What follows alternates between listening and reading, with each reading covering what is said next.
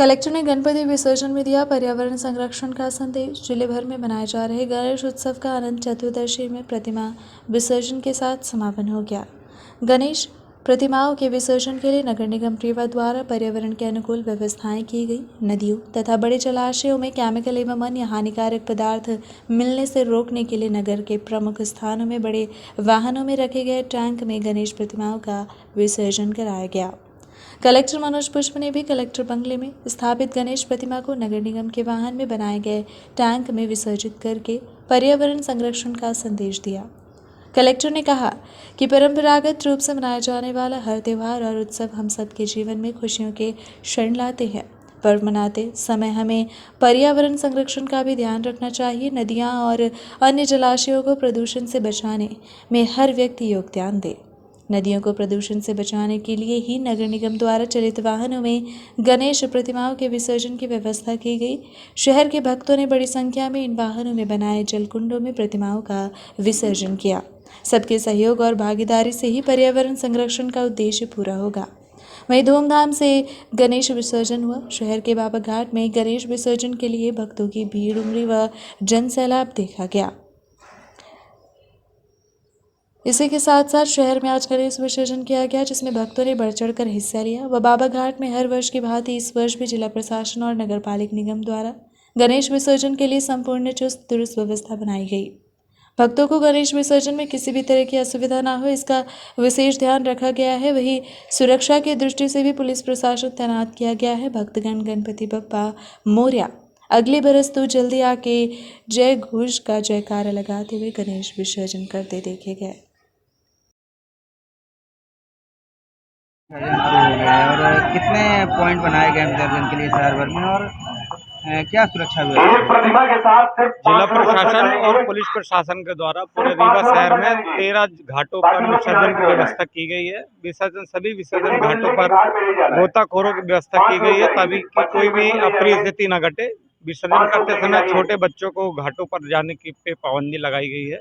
सभी तरह की सुरक्षा व्यवस्था पुलिस प्रशासन के द्वारा की गई है। उनके साथ वाले लोग सब घाट छोड़ के बाहर आ जाए।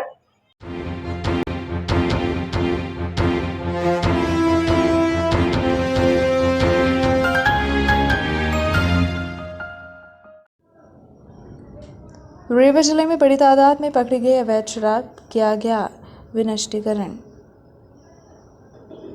जिले के विभिन्न थानों में कार्यवाही कर पकड़ी गई अवैध शराब का आज कलेक्टर के आदेश के बाद नष्टीकरण किया गया। नष्ट की गई शराब की कीमत करीब 10 लाख रुपए बताई जा रही है। नष्टीकरण के दौरान कलेक्टर मनोज पुष्प, एसपी नवनीत भसीन व आबकारी आयुक्त उपस्थित रहे। जिले के 5 थाने चिरहटा, समान, बिछिया, गोविंदगढ़ और गुड़ थानों में कार्यवाही के दौरान पकड़ी गई अवैध शराब को आज उद्योग विहार के पास नष्टीकरण किया गया। करीब 10 लाख कीमत की शराब को आज बुलडोजर से रौंद दिया गया। करीब 2900 बल्क लीटर शराब, जिसमें देशी शराब की मात्रा ज़्यादा थी, उसको आज नष्ट किया गया है। वहीं आबकारी आयुक्त ने बताया कि करीब 10 सालों से शराब नष्ट की कार्यवाही नहीं हुई, जिसके चलते थानों में जब्त शराब पड़ी रही और कलेक्टर के निर्देश पर शराब नष्टीकरण की कार्यवाही आज से शुरू की गई है। मनगवा के 3 थानों में शराब नष्टीकरण की कार्यवाही होगी। इसके बाद जिले के अन्य थानों में भी यह कार्यवाही की जाएगी। जब्तशुदा मदिरा व का नष्टीकरण किया गया। पुलिस थाना मऊगंज अंतर्गत विभिन्न प्रकरणों में जब्त की गई मदिरा के विनष्टीकरण की कार्यवाही की गई। मऊगंज स्थित तहसील भवन के पास समिति के सदस्यों की उपस्थिति में रात 7 मदिरा का विनष्टीकरण किया गया। प्राप्त जानकारी के अनुसार 1658 लीटर बल्क देशी मदिरा का नष्टीकरण किया गया। इसी प्रकार 69.12 पाउंड बियर एवं बिस्की, 54 बल्क लीटर देशी, 53 लीटर अंग्रेजी एवं देशी मदिरा सहित 70 लीटर देसी मदिरा व अंग्रेजी मदिरा के विनष्टीकरण की कार्यवाही की गई।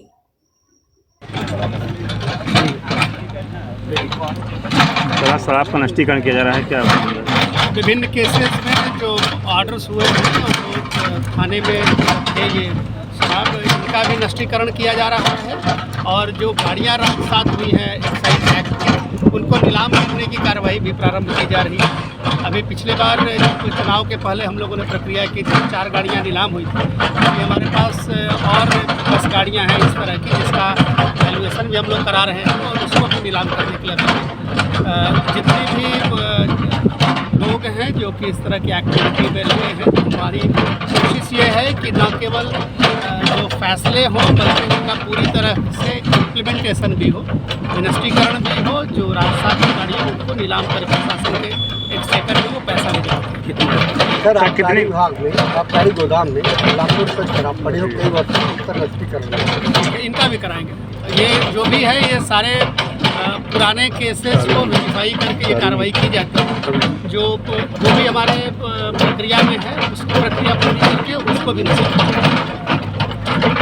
सर, ये शराब निरस्ती की कार्रवाई चल रही, कितने थानों की कितनी मात्रा में की जा रही है? बिल्कुल, ये हम लोगों ने असल में जो कलेक्टर न्यायालय से जो भी प्रकरण राजसात हो चुके हैं कई वर्षों से, और उन राजसात प्रकरणों में अपील की अवधि समाप्त हो गई है। ऐसे प्रकरणों में शराब नष्टीकरण के लिए जो गठित समिति है उसके समक्ष आज ये शराब नष्टीकरण का कार्यक्रम यहाँ पे किया जा रहा है। और इसमें मैं बताना चाहूँगा कि अभी हमारे रीवा शहर के आसपास जो थाने हैं, 5 थाने, चोरहटा, समान नाका, बिछिया, गोविंदगढ़ और गुड़, इन 5 थानों के लगभग जो 18 प्रकरण हैं, 18 प्रकरण जिसमें जो राजसात हुई मदिरा है उसके नष्टीकरण के लिए कार्रवाई कर रहे हैं। और इसमें कुल 2900 बल्क लीटर शराब लगभग इसमें है जो नष्टीकरण किया जाना है। और इसमें विशेषकर तो देसी मदिरा है, देसी शराब है, और कुछ इसमें अंग्रेजी शराब है जो बहुत पुराने प्रकरणों की है। इस तरीके से ये नष्टीकरण करने के उपरांत जो है वो जो कार्रवाई है ये पूरी संपन्न होगी। सर, अभी ये माना जा रहा है बहुत थोड़ा मात्रा, इससे अधिक मात्रा अभी थाने में रखी हुई है। हाँ, तो इसमें क्या प्रक्रिया होती है कि जब निराकरण? बिल्कुल, मैं बताना चाहूँगा कि विगत काफ़ी वर्षों से नष्टीकरण की ये प्रक्रिया जो है नहीं हुई थी, और ये लोग अभी कलेक्टर महोदय के और एसपी महोदय के विशेष प्रयासों से इस चीज़ को हम लोग कर रहे हैं, और ये आगे भी सतत चलता रहेगा। और अभी भी आज भी हम लोग मनगांव में कर रहे हैं। मनगांव थाना अंतर्गत 3 थाने हैं, वहाँ पे भी आज नष्टीकरण की कार्रवाई थोड़ी देर में वहाँ पे हो रही है। वो उनके जो स्तर पे जो वहाँ पे एसडीएम साहब हैं वो करेंगे। तो इस तरीके से यहाँ के 5 थाने और अब वो 3 थाने जो मैंने मनगांव के बताए वो 8, और बाकी जो शेष थाने हैं उनके लिए भी कार्य योजना बना ली गई है। और मुझे लगता है 15 दिन में जिले के समस्त थानों को हम लोग पूरा उसकी जो शराब है पुलिस विभाग की उसको हम नष्ट करने की स्थिति में आ जाएंगे। कितने साल से नष्टीकरण नहीं होता? मुझे लगता है कि आबकारी में अपने को ध्यान कब से आ रहा होगा, लगभग 10-1 वर्षों से तो नष्टीकरण नहीं हुआ होगा इस तरीके से। और इसीलिए मेरा वो कहना था कि ये इसमें कलेक्टर साहब और एसपी साहब के विशेष हम लोगों को निर्देश थे कि जो भी इस तरीके से मुद्दे माल पुराना पड़ा हुआ है, थानों में जगह घेरता है और जो वहाँ पे अनावश्यक जो है स्थान का अभाव होता है, तो ऐसी चीज़ों को तत्काल दूर करके दिया जाए। कितने कीमत की नष्टीकरण? लगभग आज ये है तो शराब बहुत पुराने प्रकरणों की है, उस समय तो इनकी कीमत कम रही होगी, परंतु आज के जो दर हैं उसके हिसाब से बाजार मूल्य देखा जाए तो इनका लगभग 10 लाख रुपए है।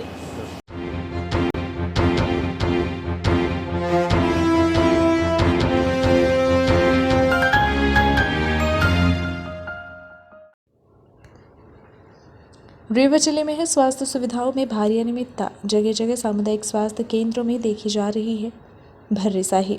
सुबह ओपीडी के समय भी डॉक्टर व अन्य स्टाफ रहते हैं गायब। सिमरिया स्वास्थ्य केंद्र सहित रीवा जिले के सामुदायिक स्वास्थ्य केंद्र में सुबह ओपीडी खुलने के समय डॉक्टर और स्टाफ नदारद रहते हैं।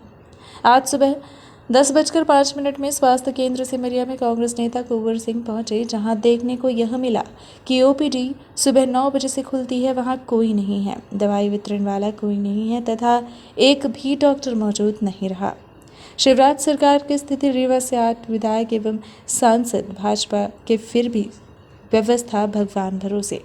क्या यहाँ भी अधिकारी और नेताओं की दलाली में जनता पिसेगी? कुंवर सिंह ने कलेक्टर रीवा व मुख्य स्वास्थ्य अधिकारी रीवा से आग्रह किए हैं कि तत्काल इस विषय में कार्यवाही की जाए।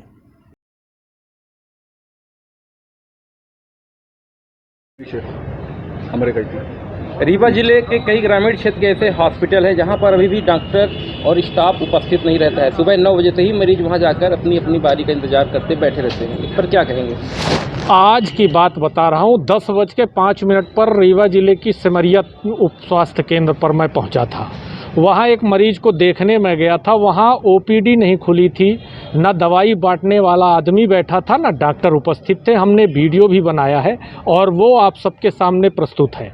जिस तरह से मध्य प्रदेश में भाजपा पिछले 20 सालों से स्वास्थ्य, शिक्षा और रोजगार पर जनता के मनोभावना और जनता से खेल रही है, ये उसी का परिणाम है। आप रीवा जिले के संजय गांधी अस्पताल को देख लीजिए, जिला चिकित्सालय को देख लीजिए और जितने सीएससी और पीएससी हैं वहाँ यही हाल है। डॉक्टर अपनी क्लिनिकों से फुर्सत पाएं तब तो मरीजों को देखें। जनता करा रही है, मरीज जाते हैं, अपनी बारी का इंतजार करते हैं, ना डॉक्टर मिलती ना दवाई मिलती। भाजपा का तो ये भी कहना है शिक्षा स्वास्थ्य पर हमारा विशेष ध्यान है और लगातार हम व्यवस्था भी बना दिए हैं, कहीं ऐसी कोई समस्या नहीं आ रही है। देखिए, शिक्षा के बारे में तो इतना ही कहना है कि जब आप शासकीय स्कूल बंद कर रहे हैं और पिछले 20 सालों में आपने कितनी भर्तियां की हैं, महज 25-30 हज़ार, और जगह खाली 1 लाख से ऊपर शिक्षकों की है। आप स्वास्थ्य की बात करते हैं, चलिए सुपर स्पेशलिटी संजय गांधी देख लीजिए। अभी मैं कुछ दिन पहले एक सर्प काटने पर गया था मरीज को देखने, तो उसको स्ट्रेचर पर ही लेटा के दवाई चल रही थी। मैं ये कहना चाहता हूँ पूरे विश्वास के साथ कि स्वास्थ्य सुविधाओं का बुरा हाल जितना मध्य प्रदेश में है उतना देश के किसी भी प्रदेश में नहीं है। और प्राथमिक और सीएससी पीएससी केंद्रों पर डॉक्टरों की मनमानी, तानाशाही और लापरवाही के कारण बहुत सारे लोग अपनी जान गंवा रहे हैं। क्या आप ये कह रहे हैं कि अथवा भाजपा पर ये आपका सीधा आरोप है कि सिर्फ ढकोसला कर रही भाजपा सरकार? देखिए, भाजपा का तो एक फंडा है, प्रचार करो, बार बार उद्घाटन करो, एक ही चीज़ को कई बार दिखाओ। क्या आप देख रहे हैं, पहली बार शिक्षकों की भर्ती हुई थी, लेकिन शिवराज सिंह 2 शिक्षकों का नियुक्ति पत्र देने के लिए अलग से बुलाते हैं, बटन दबा के हर चीज़ का उद्घाटन करते हैं। हर चीज़ इनका केवल प्रचार जीवी हैं ये लोग, और प्रचार करते रहिए, काम आप देख लीजिए। मैं देश का आंकड़ा आपके सामने रखना चाहता हूं कि 2014 के पहले प्राथमिक स्वास्थ्य केंद्रों की संख्या 82,000 थी और 2022 में वह बढ़कर केवल 85,000 हुई है। तो कितना भाजपा की केंद्र और प्रदेश सरकार इसमें जवाबदेही तय कर रही है। 15 एम्सों की घोषणा नरेंद्र मोदी जी ने की थी, आज तक वो 15 में 15 एम्स अभी पूर्व में कांग्रेस की सरकार थी, संजीवनी हॉस्पिटल का निर्माण करवा गया था, उस पर अब वर्तमान में व्यवस्था ये है कि ना वहाँ डॉक्टर रहते हैं ना कोई स्टाफ रहता है। आखिर क्या वजह? देखिए, हमारी कमलनाथ जी की संवेदनशील सरकार थी और हम चाहते थे कि हर मोहल्ले में एक छोटा सा अस्पताल हो, जैसे मोहल्ला क्लिनिक। हम लोगों ने उसका नाम दिया था संजीवनी क्लिनिक का। और इस समय जितने भी रीवा जिले नहीं मध्य प्रदेश में संजीवनी औषधालय हैं वो सब बंद पड़े हैं। ये सरकार की असंवेदनशीलता है, ये लापरवाही है। और जो जिले के डॉक्टर हैं, जिले के सीएमओ हैं, जिले के चिकित्सा अधिकारी हैं, उनकी ये लापरवाही से सारे संजीवनी क्लिनिक्स बंद हैं। संजीवनी औषधालय हमने इसलिए हमारी कांग्रेस पार्टी की सरकार ने बनाया था कि सहज, सुलभ और सरलता से मरीजों को अपने मोहल्ले में दवाई मिल जाए और डॉक्टर उपलब्ध हो जाए। लेकिन ये बंद होना और लापरवाही का सबसे जीता जागता उदाहरण है। कांग्रेस की सरकार में वहाँ डॉक्टरों की नियुक्ति भी की गई थी, अब वो डॉक्टर कहाँ है? देखिए, डॉक्टरों की कमी तो हमारे देश में हर औषधालय में है। हम लोगों ने ये कहा था कि डॉक्टरों की नियुक्ति इसलिए की गई थी कि आप उनसे काम लीजिए, लेकिन उन डॉक्टरों को जिला चिकित्सालयों में अटैच करके या इधर उधर ट्रांसफ़र करके उनकी कमी को दिखाया जा रहा है। ये सिर्फ और सिर्फ जनता को परेशान करने के लिए। तो कहीं ना कहीं संजीवनी हॉस्पिटल को बंद करने की स्कीम में तो नहीं है मध्य सरकार? देखिए, हमने 26 लाख किसानों का कर्जा माफ़ किया। भाजपा सरकार पहले कहती रही कि कर्जा माफ़ नहीं हुआ, फिर विधानसभा में स्वीकार किया। 1000 गौशालाएँ हमारी कांग्रेस पार्टी की कमलनाथ जी की सरकार ने, कमलेश्वर पटेल जी मंत्री थे, उनके नेतृत्व में बनाए। ये लोग उसको स्वीकार नहीं करते हैं। स्वास्थ्य में हमने संजीवनी औषधालय बनवाया। ये सिर्फ नाम बदलने की राजनीति करते हैं, काम करने का काम नहीं करते हैं। ये बदलेंगे, ये बंद करेंगे संजीवनी क्लिनिक, सरकार बंद हो जाएगी भाजपा की।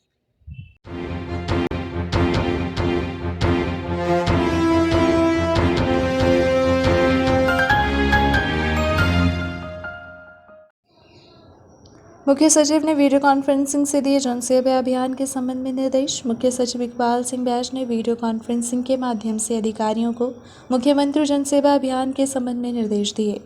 मुख्य सचिव ने कहा कि सभी ग्राम पंचायतों तथा शहरी क्षेत्र के प्रत्येक वार्ड में शिविर लगाकर पात्र हितग्राहियों का चयन करें। इन हितग्राहियों को अभियान के दौरान 33 योजनाओं से लाभान्वित किया जाएगा। शिविर में प्राप्त आवेदन पत्रों तथा उनके निराकरण की जानकारी पोर्टल में ऑनलाइन दर्ज होगी व मुख्यमंत्री जन सेवा अभियान से संबंधित पूरी कार्यवाही सीएम हेल्पलाइन पोर्टल के माध्यम से की जाएगी। पोर्टल में इसके लिए अलग से मॉड्यूल बनाया गया है। इसमें आम आदमी भी अपने आवेदन पत्र दर्ज करा सकते हैं। मुख्य सचिव ने कहा कि 17 सितंबर से 31 अक्टूबर तक अभियान के दूसरे चरण में चुने हुए हितग्राहियों को हित लाभ का वितरण करें। विभागीय आवंटन के अनुसार योजनाओं की लक्ष्य पूर्ति सुनिश्चित करें। हितग्राहियों को समारोह पूर्वक हित लाभ का वितरण कराएं। इनमें जनप्रतिनिधियों की भागीदारी अनिवार्य रूप से सुनिश्चित करें।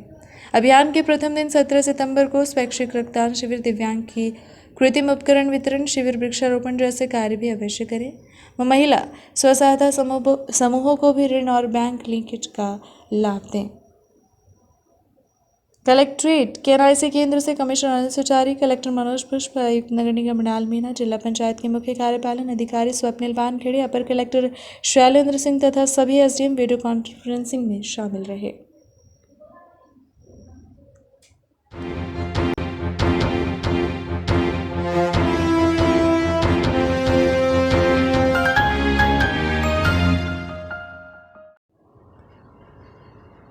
बनवासी विकास परिषद एवं राष्ट्रीय जनजाति आयोग भारत सरकार द्वारा आयोजित स्वतंत्रता संग्राम में जनजातियों के योगदान पर 2 दिवसीय प्रदर्शनी का आयोजन।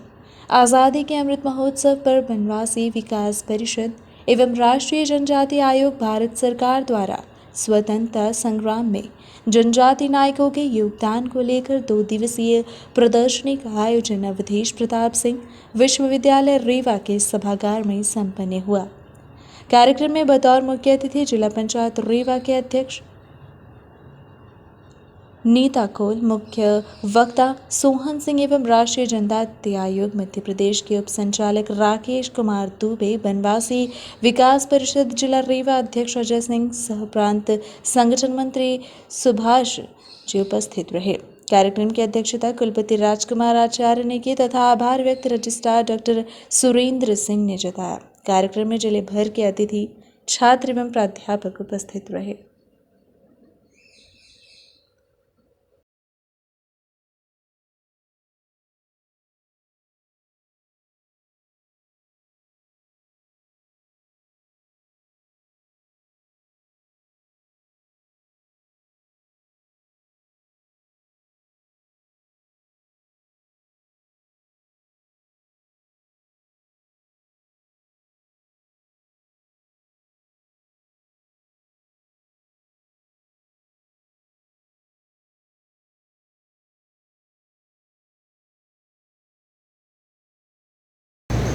आज़ादी के अमृत महोत्सव के तत्वाधान में राष्ट्रीय जनजाति आयोग नई दिल्ली एवं अवधेश प्रताप सिंह विश्वविद्यालय रीवा के संयुक्त तत्वाधान में आयोजित इस संगोष्ठी के अध्यक्ष अवधेश प्रताप सिंह विश्वविद्यालय के यशस्वी कुलपति प्रोफेसर राजकुमार आचार्य साहब, जिनके निरंतर सहयोग से आज़ादी की भूमिका में जनजाति समाज ने जो योगदान दिया है, उनको पाठ्यक्रमों में जैसा सम्मान मिल रहा था वैसा नहीं मिल पाया। सामाजिक स्तर पर और स्थानीय स्तर पर उन जननायकों को हमेशा सम्मान मिला है। इसलिए तो आज जाके जब हम आज़ादी के अमृत महोत्सव के 75वें वर्ष में विचार कर रहे हैं, तो देश में आज उनके बारे में विचार हो रहा है। आज भगवान बिरसा मुंडा हो, चाहे टंट्या भील हो, मामा हो, चाहे नायडू रानी हो, इन सबके जीवन पर और आज संपूर्ण देश नहीं तो पूरे विश्व में आदिवासी समाज के योगदान को याद किया जा रहा है। उनके द्वारा समाज को चेतना दी गई, क्योंकि ये वो समाज है जिसने कभी कोई राजनीतिक आधार पर कोई लाभ लेने की आकांक्षा नहीं की है। वो समाज है जिसने केवल प्रकृति पूजा में विश्वास रखा, सामाजिक स्तर पर संसाधनों में अपने जीवन को और श्रेष्ठ में बनाने के बारे में चिंतन नहीं रहा, लेकिन अपने समाज, अपनी मिट्टी, अपने पानी के लिए वतन पर मरने वाला यदि कोई निश्चल समाज यदि कोई भारत में है तो वो आदिवासी जनजाति समाज है, जिस पर हम सबको अत्यंत गौरव है। आदिवासी जनजाति समाज अभी भी जंगलों में रह रहा है और उनको ज़मीन अभी मुहैया नहीं मिल पाई है। ऐसा प्रतिशत भी कुछ है, लेकिन हम ये आज नहीं कह सकते कि 100% समाज जंगल में रह रहा है। लेकिन जंगलों में रहने वाले समाज के लिए भी शासन के द्वारा उनको उनके मालिकाना हक और उनको ज़मीन और आवास की संरचना मिले, इसकी चिंता निश्चित होनी चाहिए। लेकिन उनके संस्कार और संस्कृति को भी अक्षुण्ण रखने की जिम्मेदारी हमारे समाज की है। उनकी संस्कृति भी नहीं गायब होना चाहिए। इस पर हम सबको भी शिक्षा के क्षेत्र में जरूर उनको आज आगे लाने की आवश्यकता है। सरकार के द्वारा आदिवासी छात्रावास, आदिवासी विद्यालय तो खोले गए हैं, लेकिन उससे आगे उच्च शिक्षा में भी वो बढ़िया स्थान बना पाएँ, इसकी अभी निश्चित कमी है, जिस पर समाज को भी सोचना चाहिए और शासन को भी सोचना चाहिए। धन्यवाद। जनजातियों के लिए जो नियम बनाए गए हैं, क्या उनका पालन हो पाता है? भटकते रहते हैं, थानों में चक्कर काटते हैं, उनको इस्तेमाल करते हैं, इस पर क्या कहना चाहेंगे आप? अनुसूचित जनजातियों से जुड़ी जितनी भी शिकायतें हैं, अगर आयोग में प्राप्त होती है, उन्हें किसी प्रकार के अधिकार से वंचित किया जाता है, संविधान प्रदत्त, कानून प्रदत्त या किसी सरकारी आदेश के तहत अगर कोई अधिकार प्राप्त है, उससे उन्हें वंचित किया जा रहा है, तो इस बारे में अगर आयोग में शिकायत प्राप्त होती है तो निश्चित रूप से आयोग उसमें प्रभावी कार्रवाई करता है। आमतौर पे देखा जाता है कि थानों में, कलेक्ट्रेट में, कोर्ट में, कचहरी में, सब जगह वो चक्कर ही लगाते रहते हैं। देखिए, अनुसूचित जनजातियों के लिए और अनुसूचित जाति वर्ग के लिए भी विशेष थाने बनाए गए हैं और कई ऐसी संस्थाएं मौजूद हैं जहां पर अगर इन्हें इनके मामले दर्ज नहीं किए जा रहे हैं तो वो शिकायत कर सकते हैं। सीधे हमारे आयोग में भी करेंगे तो हम इस बारे में संबंधित जिले के पुलिस अधीक्षक से बात करते हैं और केस दर्ज करवाते हैं। तो हमारी जनजातियों में जागरूकता का विस्तार किए जाने की आवश्यकता है ताकि लोग अधिक से अधिक लाभान्वित हो सकें। क्या नाम है और क्या पद है आपका? मैं राकेश कुमार दुबे हूँ, उप निदेशक, राष्ट्रीय अनुसूचित जनजाति आयोग, क्षेत्रीय कार्यालय भोपाल। ज्ञान परंपरा एवं रक्षा में प्रमुख भूमिका रही है। देश की स्वतंत्रता के पश्चात संविधान निर्माताओं ने जनजाति समाज की इन विशेषताओं को समझा और उसके अनुसार जनजातियों को विशेष अधिकार दिए गए। संविधान निर्माताओं ने जनजाति समाज के लिए जो स्वप्न देखा था, उसका सही संदर्भों में साकार होना अभी बाकी था। भारत की जनजाति समाज को संविधान में जो विशेष अधिकार दी गई, इतने वर्षों के, चाहे वो मुगल रहे हो, चाहे वो अंग्रेज रहे हो, इस भारतीय जनजाति समाज ने भारत में इन सभी आक्रांताओं का जिस तरह से सशस्त्र आंदोलन करके भारतीय अस्मिता को बचाने के लिए जिस तरह से संघर्ष करते हुए दिखे, ये आज भी भारत के इतिहास के पन्नों में लिखना शेष है। निश्चित तौर से ये काम करने वाला कौन है, ऐसी बातों को आज हम सब समझने का प्रयास करेंगे। अभी हम इन जननायकों के बारे में आज संगोष्ठियां करने की आवश्यकता क्यों पड़ रही है, इस बात का भी चिंतन करने का प्रयास करेंगे। हम सब जानते हैं कि भारत का जनजाति समाज आदि अनंत काल से वन में, जंगलों में निवास करता रहा और हम सब जानते हैं कि भारत की इस वैभवशाली संपदा को लूटने के लिए, इस सोने की चिड़िया को लूटने के लिए विदेशी आक्रांतों ने प्रथम से ही, बहुत प्रारंभ से ही एक बहुत बड़ा हमेशा से आक्रमण हुआ है।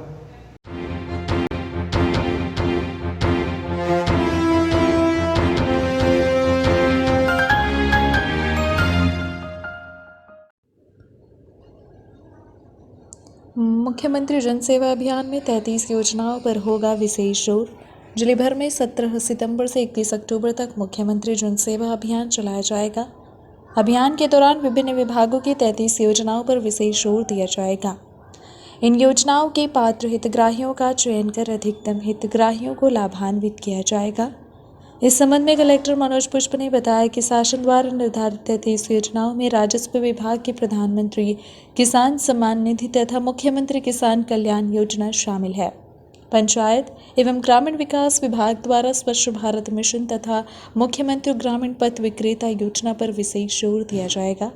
अभियान में सामाजिक न्याय विभाग की राष्ट्रीय वृद्धावस्था पेंशन योजना, राष्ट्रीय निःशुल्क पेंशन योजना, राष्ट्रीय विधवा पेंशन योजना, राष्ट्रीय परिवार सहायता योजना, कन्या अभिभावक पेंशन योजना, सामाजिक सुरक्षा पेंशन, दिव्यांग छात्रवृत्ति, 6 वर्ष से अधिक आयु के बहुविकलांग दिव्यांगों के लिए आर्थिक सहायता योजना शामिल है।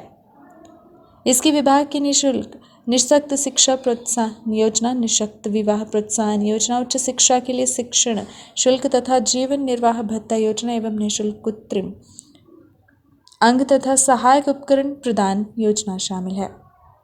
कलेक्टर ने बताया कि अभियान के दौरान स्वास्थ्य विभाग की आयुष्मान योजना के तहत प्रत्येक पात्र व्यक्ति के आयुष्मान कार्ड बनाए जा रहे हैं। ग्राम पंचायतों में रोजगार सहायक प्रतिदिन आयुष्मान कार्ड बना रहे हैं व महिला एवं बाल विकास विभाग की लाडली लक्ष्मी योजना, मातृ वंदना योजना, बाल आशीर्वाद योजना अभियान में शामिल है। खाद्य विभाग की खाद्यान्न वितरण योजना तथा उज्ज्वला योजना एवं श्रम विभाग की मध्य प्रदेश भवन एवं अन्य सन्निर्माण कर्मकार कल्याण मंडल की योजनाएं शामिल हैं। जनजातीय कार्य विभाग की आहार अनुदान योजना, पशुपालन विभाग की पशुपालक किसान क्रेडिट कार्ड, सहकारिता विभाग की किसान क्रेडिट कार्ड तथा मछली पालन विभाग की किसान क्रेडिट कार्ड योजना शामिल है। उद्योग विभाग की मुख्यमंत्री उद्यम क्रांति योजना तथा वित्त विभाग की अटल पेंशन योजना, प्रधानमंत्री जीवन ज्योति बीमा योजना एवं किसान क्रेडिट कार्ड योजना के क्रियान्वयन पर अभियान के दौरान विशेष ध्यान दिया जाएगा।